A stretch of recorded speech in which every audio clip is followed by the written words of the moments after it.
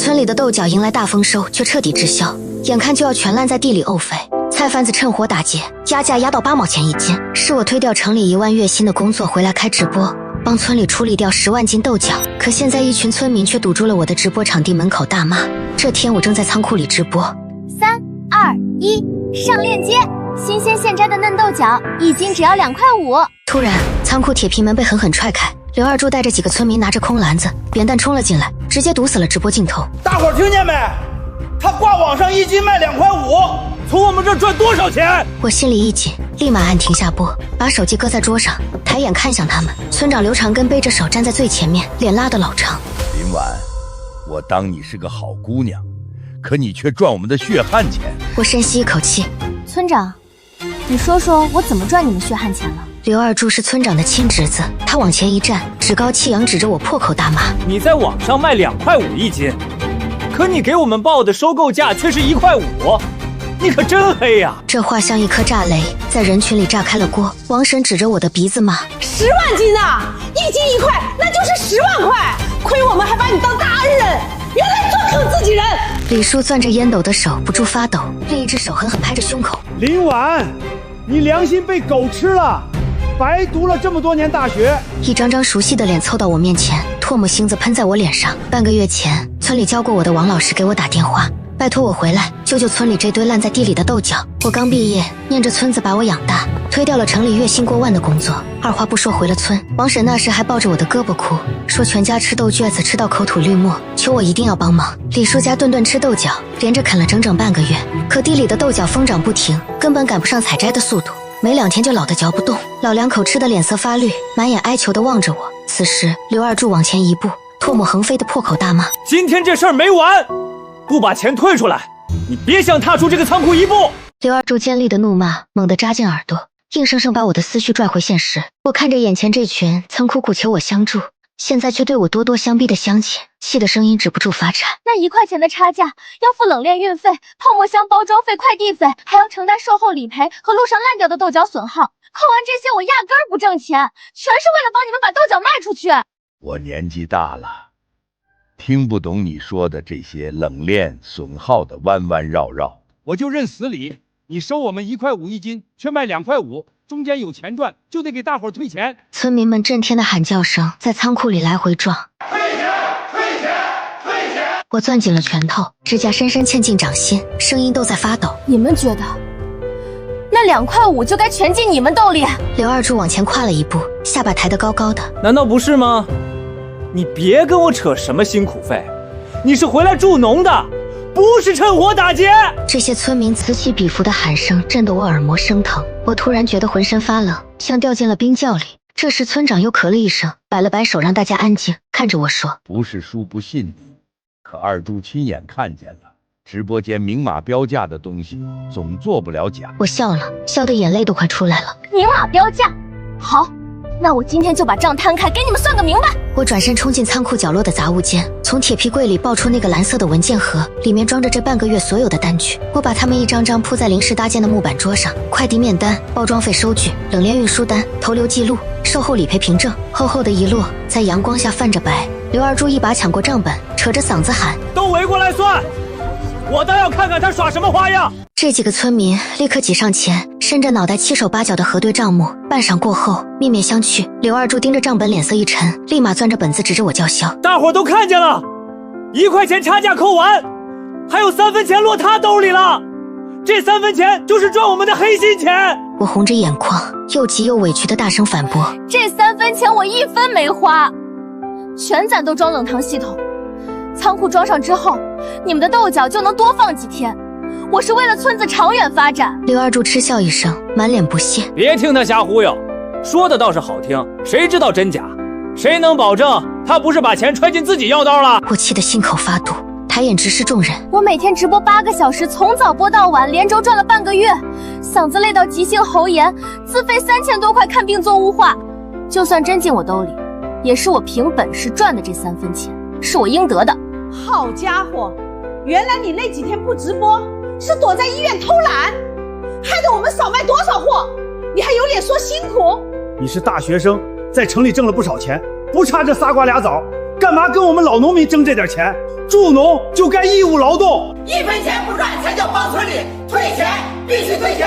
王婶和李叔等人纷纷往前逼近，转眼就将我团团围住。看着一张张逐渐靠近的愤然狰狞的脸，我心头一慌，脚步不受控制的连连后退，后背很快就碰到了冰冷的仓库墙壁。就在这时，一阵急促的脚步声传来，王老师拄着拐杖，带着几个看着我长大的长辈匆匆赶来。王老师气得脸色发白，指着众人厉声呵斥：你们良心被狗吃了！婉婉借钱收了10万跟大家斗别子，帮你们把烂货变成钱，是村里的恩人，你们不感恩，反倒恩将仇报，逼他退钱，天理何在？其中一个长辈也跟着劝：二柱别胡闹，婉婉掏心掏肺帮咱们，不能这么欺负孩子。刘二柱根本不听，冷笑一声：恩人能赚咱们1分钱？我看就是披着告恩的皮，专门回来算计乡里乡亲。王老师气得胸口剧烈起伏，人家是我喊回来帮忙助农的，放着城里几10万的单子不做，非要连夜赶回来算计你们是吧？说完，王老师便抬手捂住胸口，脸色瞬间惨白，身子晃了晃，眼看就要站不住。我心头一紧，再也顾不上争辩，快步扶住王老师，眼眶通红。我怕王老师被这群人气出好歹，咬着牙一字一句：钱我退，给我几天时间凑钱，凑够了我1分不少给你们。众人互相对视一眼，脸上露出得逞的冷笑，三三两两转身离开了仓库。第二天一早，我攥着那台陪了我3年的微单相机，独自去往县城2手市场。这台相机是我凭着大学期间拿下的国家级奖学金，咬牙给自己买下的念想，承载了我整个青春的努力与期许。旧货店老板漫不经心地瞥了我一眼，随手接过相机，翻来覆去打量片刻。2000。我当场愣住，满眼难以置信。怎么才2000？我当初买的时候花了8000，一直精心保管，机子一点毛病都没有。老板嗤笑了一声：小姑娘，你不懂行，电子产品贬值最快。再说内里传感器有老化隐患，镜头也有轻微进灰，都是隐性毛病，也就这个价了。我攥紧衣角，心里又不舍又为难。老板瞧我犹豫不决，眼底闪过一抹狡黠的奸笑。我咬了咬嘴唇，心一横，正要开口答应卖掉，可这时兜里的手机突然突兀地响了起来，是一起长大的好友兼运营张月。我接起电话，他带着哭腔的声音炸了出来：婉婉，不好了，直播间的买家都申请退款了。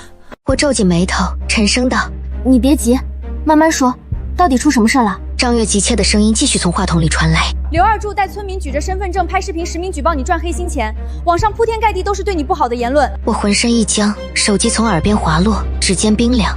原来我在凑钱，他们却在背后捅我刀子，毁我生路。我缓缓捡起手机，面无表情，抬头看向2手店老板，一把夺回装着东西的袋子，转身就走。老板急了，在身后大喊：3000，不，4000！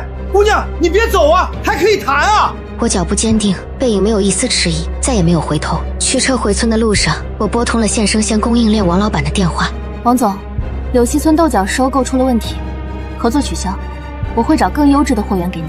电话那头顿了2秒，王总爽快应下：行，我信你的眼光，等你找到好货再联系。我道了声谢，挂了电话。没人知道我为了跑通这条线熬了多少个通宵，本来能带着全村人稳赚一笔，不过现在都没必要了。回到仓库，刘二柱正带着几个挑事的村民在门口等着，一脸嚣张得意。林婉，钱凑够了，我就知道你不敢耍花样。我目光寒凉扫过刘二柱、李叔、王婶还有其他几个村民的脸。你们明明知道这样做的后果，为什么非要断我的生路？谁管你？你的死活跟我们有什么关系？直播没法做，没有收入，我无力偿还钱款。村民们顿时面面相觑。刘二柱冷哼一声：没钱还债也行，那就拿你的直播设备来抵。他突然注意到我的背包，双眼死死盯着。你背包里装的什么？快拿出来让我们看看。说着，他便伸手要来抢背包。我一把遏制住他的手腕，缓缓抬头直视他的眼睛：明天来，我全数退给你们。刘二柱盯着我看了半天，最后冷哼一声：行，我就信你最后一次。明天拿不出钱，我拆了你的直播棚。说罢，带着人扬长而去。第二天，村子里一片寂静，刘二柱家中却吵得不可开交。刘二柱翘着腿坐在桌前嗑瓜子，瓜子皮随意地吐在地上。刘二柱老婆陈春燕端着热好的晚饭进来，看着他这副模样，终于忍不住开口：二柱，前段时间咱家豆脖子烂在地里没人要，是林婉连夜开直播帮咱们卖光的。你这么把人逼走，良心过得去吗？你个妇人之仁懂个屁！他帮咱们那是他自愿的，我要的根本不是那点退款，是他的直播生意。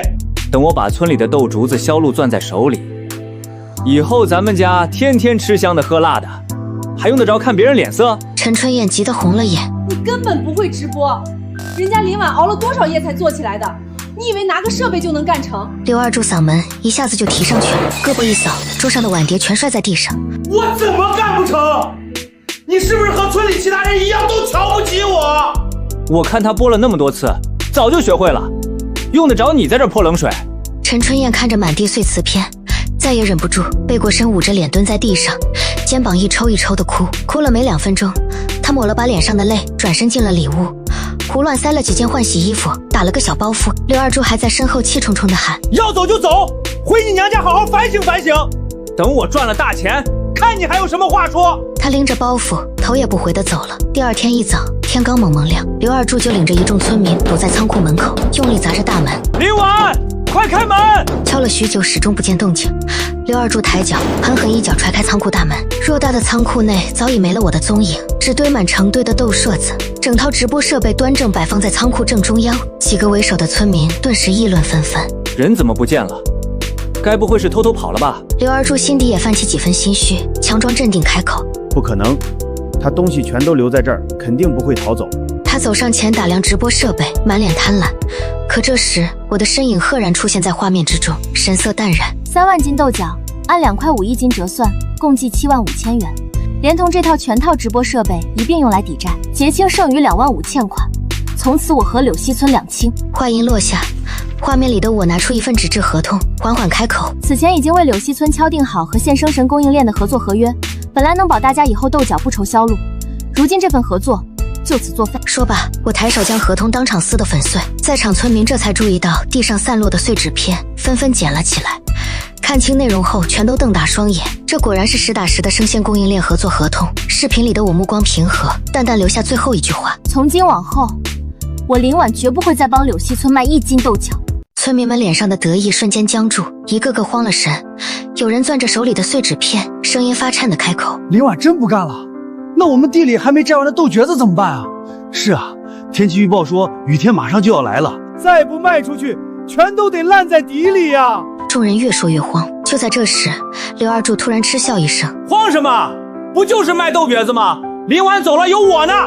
大家放心，地里剩下的豆橛子全都包在我身上，我给大家保证，以后收豆橛子2块5一斤。这话一出，村民们瞬间炸开了锅，脸上的慌乱一扫而空，全都换上了惊喜的神色。2块5，比林婉给的1块5还刚出1块。二柱，你真是我们的大恩人啊，太实在。还是二柱心疼咱们村里人，林婉那丫头根本比不了。刘二柱心花怒放，腰杆挺得笔直，嘴角都快咧到耳根。等到人群散尽，各回各家。林婉就是个彻头彻尾的傻子，手里握着这么好的生意，居然有钱不赚，1斤才卖3块钱。我直播间直接卖5块钱1斤，中间差价全是我的，到时候要赚得盆满钵满。他挨家挨户游说村民集资5000块店铺保证金，怕村民们不同意，甚至拍胸脯保证：我给大家保证，以后收大家的豆橛子，收购价直接涨到2块5一斤。但我现在没有钱，你们的豆橛子还有店铺保证金，先给你们打欠条啊！卖完立刻结账，1分钱都不会少。村民们眼睛瞬间亮了，争先恐后把豆角拉到仓库。刘二柱望着源源不断运进仓库的豆角，脸上爬满赤裸裸的贪婪，笑得志得意满。等把这批豆血子全卖光，我定要赚得腰缠万贯。破3轮换4轮轿车，土坯屋换敞亮洋楼，旧人换新人，风光无限。当天下午3点，他开启了人生第1场直播。不巧，他的直播被我刷到了。只见刘二柱穿着花衬衫，头发梳得油光水滑，正对着镜头手舞足蹈。家人们，正宗柳溪村青豆橛子，刚从地里摘的，水灵得很，5块钱1斤，买不了吃亏，买不了上当。这时有个网友发了条弹幕，刘二柱立刻拉下脸，破口大骂：什么嫌贵？嫌贵别买！我这豆角都是金贵着的，有的是人抢着要，穷鬼买不起就别买。这句话刚说完，直播间人数瞬间从10几个掉到了0。第1天直播结束，刘二柱只卖出去3单，还是新用户用优惠券白嫖的。他跟村民们解释说新账号没流量，等几天就好了。可接下来2天，他每天喊3、4个小时，直播间还是1个人都没有。3天总共只卖出去10几单，还不够付快递费。村民们开始慌了，围在直播棚问怎么办。刘二柱胸有成竹地说：现在直播带货都得买流量，不投钱怎么有人看？只要你们每家给我集资500块买热门推广，订单保证像雪片一样飞过来。有几个年纪大的村民有点犹豫，觉得光在店铺保证金上已经投了不少钱。刘二柱立刻变了脸，对着他们破口大骂：不愿意掏钱是吧？行，以后你们家的豆角子我一概不收，自己拉到城里去卖，看谁会要你们的破豆角子。村民们被他这么一威胁，都不敢说话了。他们看着仓库里堆积如山的豆角，只能咬咬牙答应。全村30多户人家，总共凑了2万3千块钱交到他手里。刘二柱拍着胸脯保证：我肯定把钱都花在刀刃上。可他转头就把游手好闲的弟弟刘三柱叫来当运营，每个月开3000块工资。兄弟俩对着手机研究半天，连推广按钮都找不到，最后胡乱投了500块流量，就坐在那里等订单上门。刘二柱却一点都不着急，每天带着弟弟在村里大吃大喝。就在这个时候，天空开始阴沉下来，乌云黑压压地压在柳溪村上空，风也变得越来越大。我站在旅馆窗边，看着即将到来的暴风雨，心里咯噔一下。连绵的阴雨天终于如期而至了，豆大的雨点砸在窗户上，很快汇成了水流。我知道柳溪村的灾难才刚刚开始，雨下了整整1夜，没有一点要停的意思。村民们都冒雨去地里摘豆角，每个人都淋得像落汤鸡。他们不敢耽误，晚摘1天就会有更多豆角烂在地里。摘下来的豆角一车车拉到仓库，很快就堆得满满当当。刘二柱看着一仓库豆角，急得像热锅上的蚂蚁团团转。他每天还是照常开播，可直播间里还是一个人都没有。那2万多推广费早就被他和弟弟挥霍的差不多了，他却死活不肯承认自己没本事，反而把责任都推到我头上。林婉肯定是算好了这几天要下雨，所以才撂挑子不干了，一点奉献精神都没有，光想着捞村里的好处了。有些愚昧的村民竟然真的相信了，跟着一起骂我。张月和我也是在柳溪村长大的，他听到这些闲言碎语后被气得直哭，说这些人简直忘恩负义。我安慰他说没关系，等他们尝到苦头自然会明白。雨越下越大，连续下了3天3夜，仓库里的豆角因为没有通风和冷藏，很快开始发蔫长斑。原本翠绿鲜嫩的豆角变得又黄又软，品相一天比一天差。刘三柱劝他降价处理，再放下去就全烂了。刘二柱却瞪了他一眼：降价？凭什么降价？咱这些爷们儿是做大生意了。他固执地认为等雨停了流量就会起来，可他不知道这场雨会持续整整半个月。我看着窗外的雨丝，心里充满了担忧。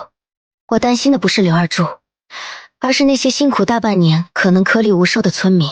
雨下到第7天的时候，仓库里一半豆角都开始发黑腐烂了，一股刺鼻的酸臭味飘出来，隔着老远都能闻到。刘二柱终于坐不住了，他知道再等下去所有豆角都会烂掉。刘三柱再次劝他：哥，咱们真的不能再等了，就算卖2块钱1斤也比全烂了强。刘二柱沉默半天，终于点了点头。可他并没有打算降价，而是想出了一个更缺德的主意。他跟刘三柱说，降价太亏了，咱们把烂豆橛子混在好豆橛子里一起发。刘三柱吓了一跳，连忙说这是欺骗消费者，会毁了店铺的。刘二柱却满不在乎，完了就完了，大不了再开一个新店铺。他不顾劝阻，立刻召集村民把烂豆角和好豆角混在一起打包。为了省包装费，他连最基本的泡沫箱都不肯用。他让村民们买了一大堆最便宜的蛇皮袋，说这个结实又便宜。村民们虽然觉得不妥，但也不敢反驳，只能按照他的要求做。每一袋都塞得满满的，用绳子紧紧扎住口。快递员来取货的时候，看着那些蛇皮袋，忍不住皱起眉头。他跟刘二柱说这样包装不行，路上一颠簸豆角肯定会烂。刘二柱却不耐烦地摆手：烂不了，你赶紧拿走，别耽误我发货。我很快从一个老客户那里听说了这件事，他在刘二柱店里买了5斤豆角，打开蛇皮袋差点吐出来，里面一半都是烂豆角，还有一股刺鼻的臭味。我看着他发的照片，气得浑身发抖。我辛辛苦苦建立起来的柳溪村豆角口碑就这样被他毁了。我立刻给他退了款，还额外赔偿了10倍的钱。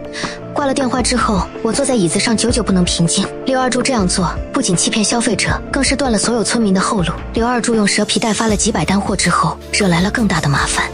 越来越多的买家收到烂豆角，纷纷申请退款和投诉，他的店铺评分直线下降，很快被平台限制了流量。现在就算他想花钱买推广，平台都不给他推了。仓库里的豆角还在不断腐烂，酸臭味引来了成群的苍蝇。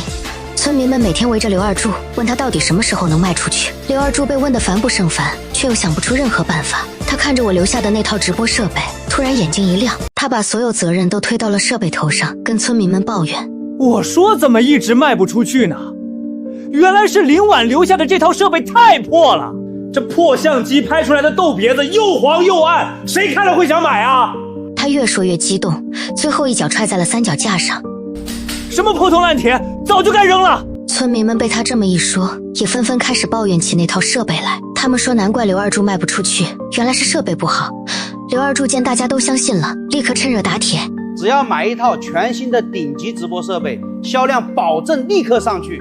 我听到这个消息的时候，简直哭笑不得。那套设备是我去年刚花2万多换的，是当时市面上最好的之一。刘二柱自己没本事，竟然还好意思怪设备不好。更可笑的是，村民们竟然真的相信了他的鬼话。他们从来不会从自己身上找原因，只会一味推卸责任。当初他们说我赚黑心钱，现在刘二柱让他们一次又一次掏钱，他们却心甘情愿。我摇了摇头，心里对这些村民彻底失望了。我只能祈祷他们能早点醒悟过来，不然柳溪村真的就没救了。刘二柱提出集资3万买新设备之后，村民们这次明显犹豫了。他们已经前后后投了将近3万块，却连1分钱回报都没看到。很多人都觉得刘二柱不靠谱，不想再掏钱了。村委会门口吵成一片，有人说要继续相信他，有人说要把钱要回来自己卖。就在双方争执不下的时候，村长刘长根来了。他是刘二柱的亲叔叔，也是村里最有威望的人。他往石头上一坐，狠狠抽了一口旱烟，然后把烟锅子一磕。都别吵了，二柱是我侄子，我还能不了解他吗？这次卖不出去确实是因为设备不好，不能怪他。说完，他掏出一个布包，一层层打开，里面是一沓皱巴巴的钞票。这是我攒的5000块钱，我第一个支持二柱。村民们看到村长都掏钱了，都不敢再说话了。他们碍于村长的面子，加上还等着卖豆角结账，只能不情不愿地凑钱。很快3万块钱就凑齐了，全部交到了刘二柱手里。他激动的脸都红了，拍着胸脯保证这次肯定不会让大家失望。当天下午，他就带着弟弟去了县城，他们花了28000块买了一套最新的直播设备，剩下的2000块钱，兄弟俩在县城大吃大喝了一顿，全部花光。回到村里之后，刘二柱立刻安装好新设备，开启了直播。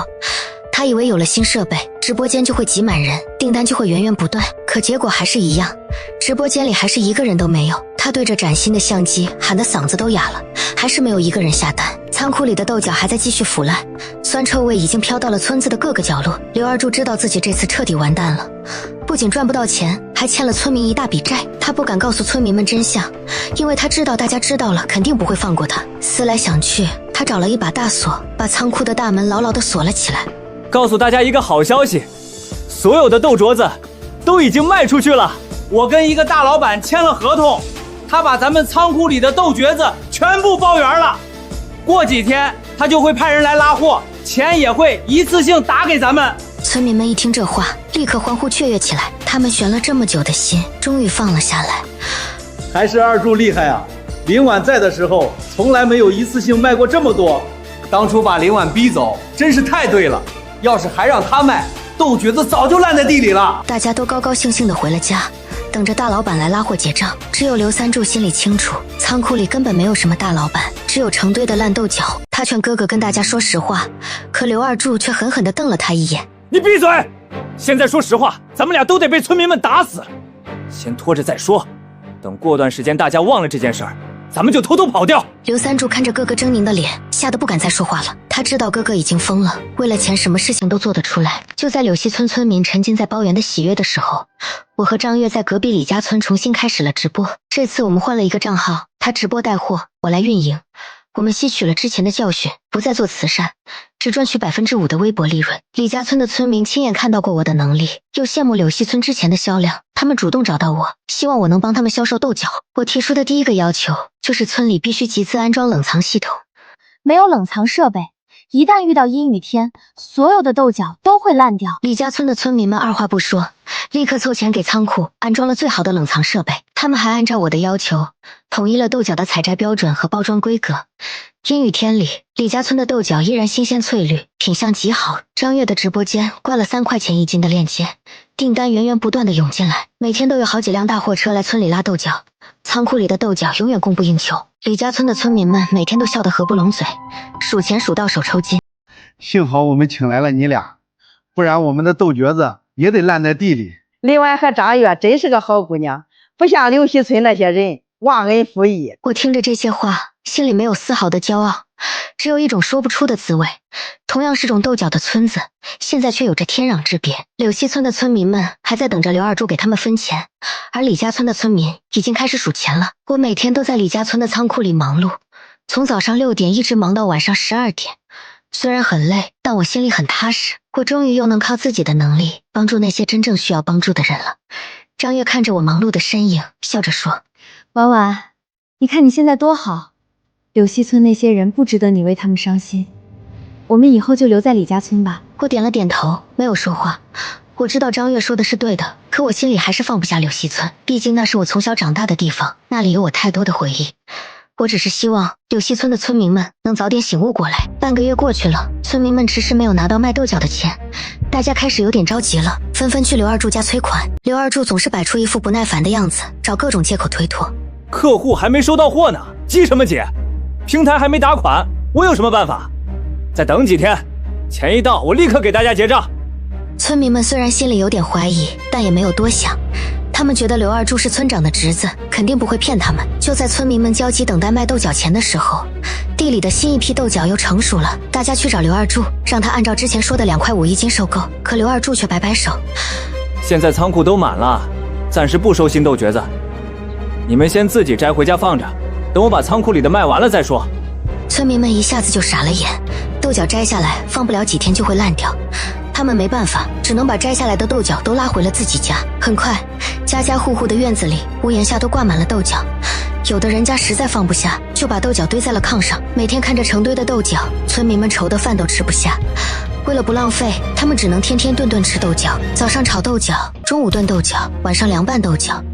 就连喝粥里面都要放几把豆角，大人小孩都吃得脸色发绿，口吐绿沫，晚上睡觉都梦见自己在吃豆角，一提到豆角就反胃。有个小孩子实在受不了了，哭着跟妈妈说：“妈妈，我再也不想吃豆角子了，我想吃肉，我想吃鸡蛋，我不想再吃豆角子了。”妈妈抱着孩子，忍不住掉下了眼泪。她也不想天天吃豆角，可家里除了豆角什么都没有。他们家把所有的钱都投给了刘二柱，整个柳溪村都笼罩在一片愁云惨雾之中。大家每天看着院子里的豆角发愁，盼着刘二柱能早点收豆角，早点结账。可结账没等到，等来的却是刘二柱再一次的耍无赖。他召集所有村民到村委会门口，当众宣布了一个消息：从今天开始，豆纸子的收购价降到1块钱一斤，愿意卖的就拉过来，不愿意卖的就自己拉去城里卖。村民们一下子就炸了锅，纷纷围着刘二柱理论：你当初不是说2块5一斤收购吗？怎么说变就变了？我们把所有的钱都投给你了，你现在降价，我们还怎么活啊？刘二柱却一脸蛮横，根本不理会村民们的抗议。当初是当初，现在是现在，市场行情变了，我有什么办法？我总不能做亏本买卖吧？你们不愿意卖就拉倒。说完，他扭头就走，留下一群愤怒又无助的村民。村民们看着他的背影，气得浑身发抖，却又无可奈何。他们现在已经没有别的选择了。豆角放在家里只会越放越烂，最后1分钱都卖不出去。就算是1块钱一斤，也比烂在家里强。很多村民只能含着眼泪把家里的豆角拉到村委会。刘二柱连称都懒得看，随便估个重量就给他们打白条。有的村民拉了100斤豆角，他只给算80斤。村民们敢怒不敢言，只能默默忍受着他的剥削。村长刘长根站在一旁，看着眼前的这一切，脸色非常难看。他终于意识到自己可能真的看错了刘二柱，可事到如今，他也没有办法挽回了。他只能在心里默默叹气，希望这件事能早点过去。几个不甘心的村民不愿意接受刘二柱1块钱一斤的收购价，他们凑了一辆3轮车，拉着满满一车豆角去了县城的菜市场。他们在菜市场转了一圈，问了所有的菜贩子，结果菜贩子们给出的价格让他们彻底心凉了。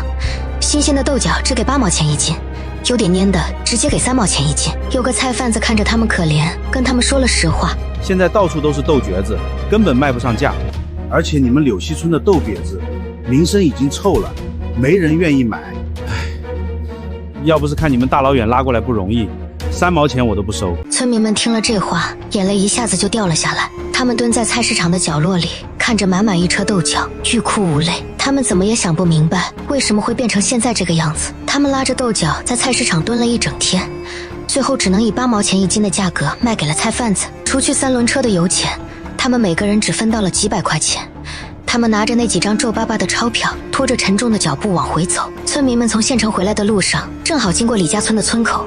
他们看到一辆接一辆的大货车从李家村开出来，每辆货车上都装满了新鲜翠绿的豆角，用干净的泡沫箱装着。货车司机们脸上都带着笑容，李家村的村民们也都笑得合不拢嘴。柳溪村的村民们看着这一幕，心里五味杂陈。有人忍不住抹着眼泪说：“要是当初不得罪林婉，现在这些货车拉的就是咱们的豆角子啊！林婉在的时候，咱们什么时候受过这种苦啊？都怪刘二柱那个混蛋，是他害了咱们全村人啊！”还有人终于是醒悟了过来，也不能全怪刘二柱，咱们自己也有错。当初要是咱们不听刘二柱的挑拨，不把林婉逼走，就不会有今天的事儿了。大家你一言我一语，都在为当初的所作所为感到后悔。村长刘长根蹲在路边，一言不发地抽着旱烟，烟锅子灭了他都没有察觉，任由烟丝在风中飘散。我去县城和王老板谈新的合作，正好在超市门口遇到了在娘家住的陈春燕，她是刘二柱的媳妇，一个老实本分的农村女人。她看到我愣了一下，然后犹豫了半天，还是走了过来。林婉，对不起，当初的事情我都知道了，我劝过二柱很多次，让他不要跟你作对，不要骗村民们，可他根本不听我的话，还打我骂我，说我胳膊肘往外拐。说着说着，他的眼泪就掉了下来。我看着他可怜的样子，递给他一张纸巾。没关系，我不怪你。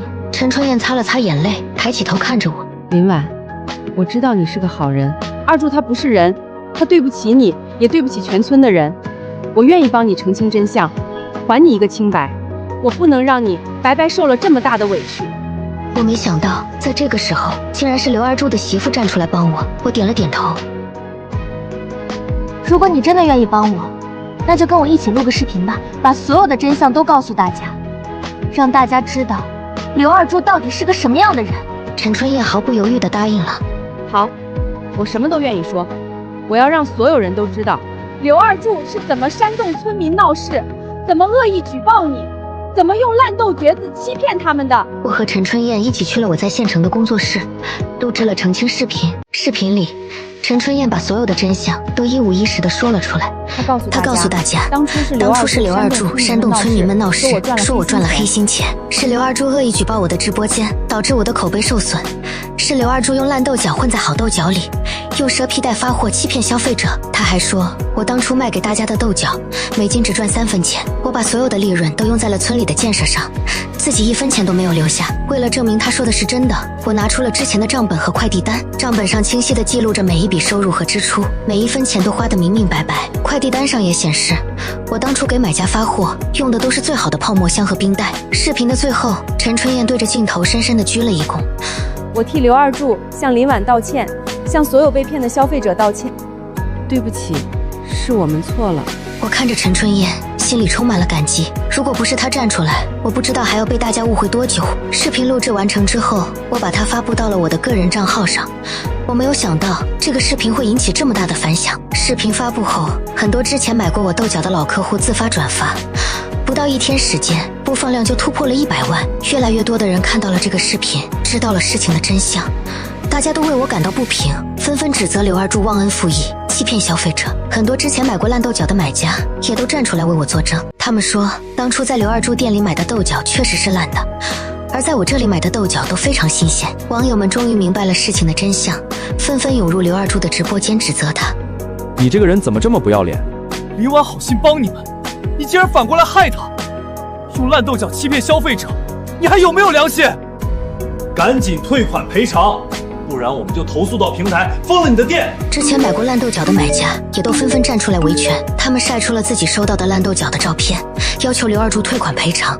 刘二柱的直播间瞬间被骂声淹没了，他看着满屏的指责和谩骂，气得浑身发抖。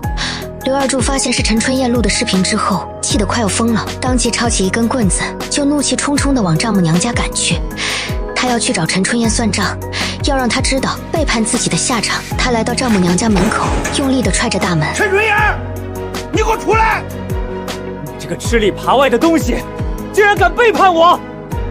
看我今天不打死你！他在门口又砸门又骂街，引来了很多邻居围观。就在这个时候，大门突然打开了，开门的不是陈春燕，而是他刚从外省回来的大哥。你说你要打谁？他他大哥身材高大，体格健壮，他身后还坐着一排男性亲戚，一个个都面色阴沉地看着刘二柱。刘二柱看到这阵仗，瞬间就怂了，他手里的棍子掉在了地上，转身就想跑，可他还没跑出去2步，就被大舅哥一把抓住了胳膊。大舅哥力气很大，像拎小鸡一样把他拎了起来，然后连拖带拽地把刘二柱拉进了屋里，随后紧紧关上了大门。与此同时，村里的村民们等不到他，心里的怀疑越来越强烈。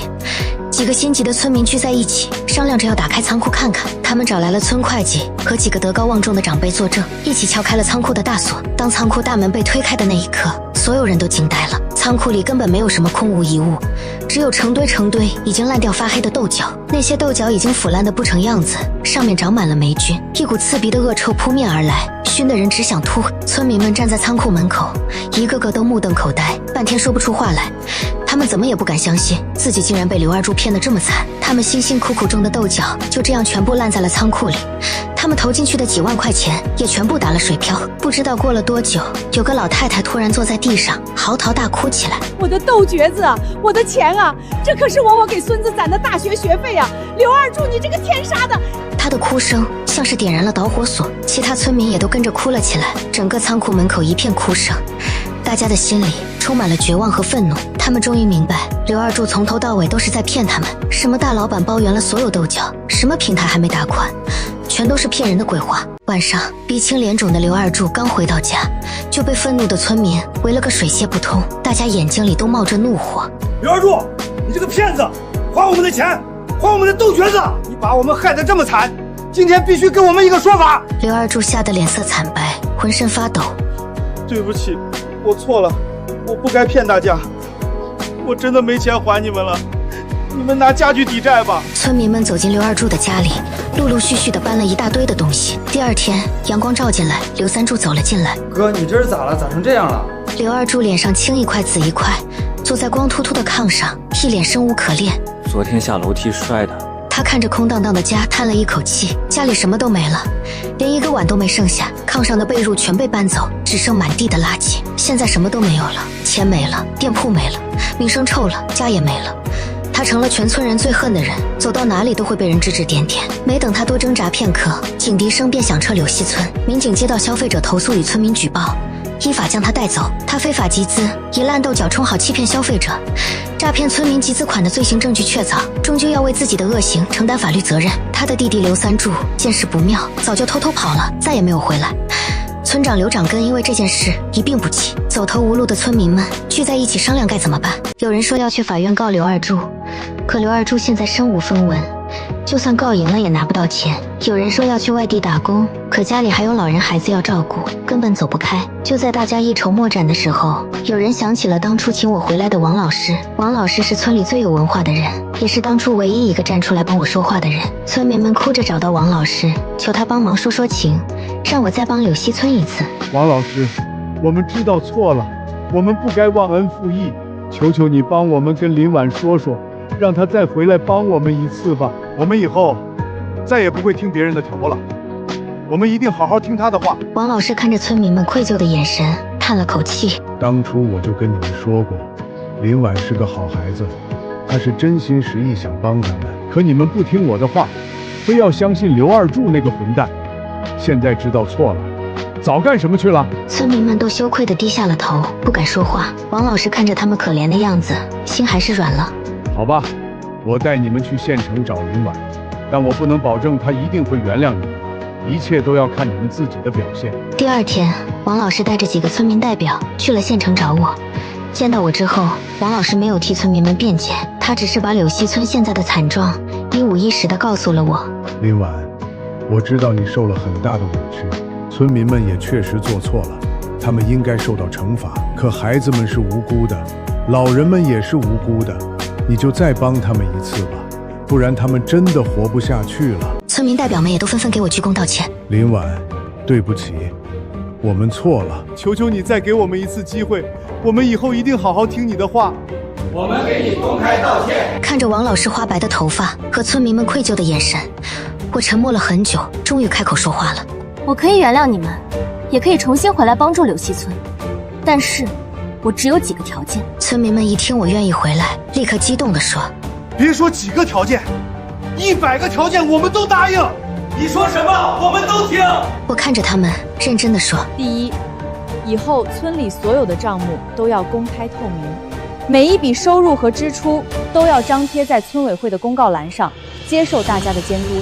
第二，以后所有的农产品销售都要服从统一管理，采摘标准、包装规格、销售价格都由我来统一制定，任何人不得私自更改。第三，以后村里的重大决策都要召开村民大会投票决定，任何人不得独断专行，也不得再煽动村民闹事。村民们纷纷点头答应，发誓再也不会忘恩负义。林婉，你放心，我们以后一定都听你的。要是再有人敢跟你作对，我们第一个不答应他。看着他们真诚的样子，我终于露出了笑容。我知道，他们这次是真的知道错了。与此同时，刘长根也主动辞去了村长的职务。我这个村长当得太失败了，没脸再干下去了。我推荐林婉当咱们村的新村长，我相信他一定能带领大家过上好日子。选举我当柳溪村的新村长，我推辞不过，只能答应了。刘二柱欠了村民一屁股债，又进了监狱。陈春燕在哥哥的帮助下，也和刘二柱离了婚。刘长根来到监狱，找到刘二柱，狠狠地骂了他一顿。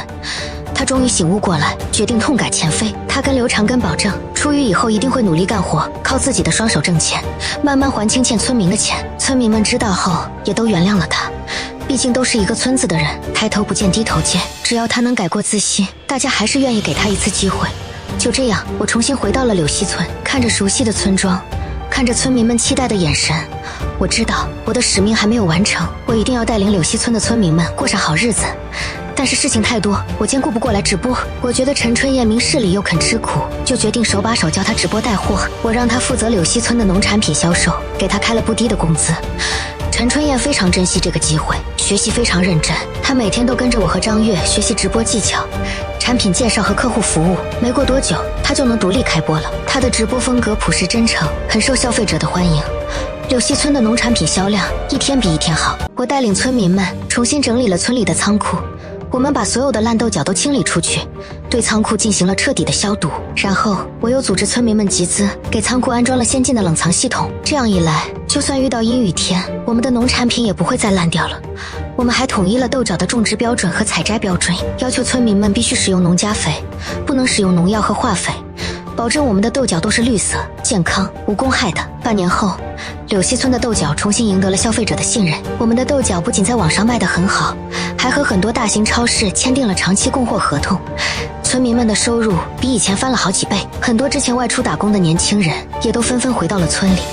他们说，在家门口就能赚到钱，比在外面打工强多了。我和张月也成立了专门的助农直播间，我们不仅帮助柳溪村销售农产品，还帮助周边很多村子卖出了滞销的农产品。看着越来越多的农民因为我们的帮助而过上了好日子，我终于实现了自己的初心。当初我回到农村，就是想利用自己的知识和能力，帮助更多的农民脱贫致富。现在我做到了。我站在柳溪村的田野上，看着一望无际的青豆角，风吹过，豆角叶沙沙作响，像是在演奏一首丰收的赞歌。我知道这些村子的未来一定会越来越好。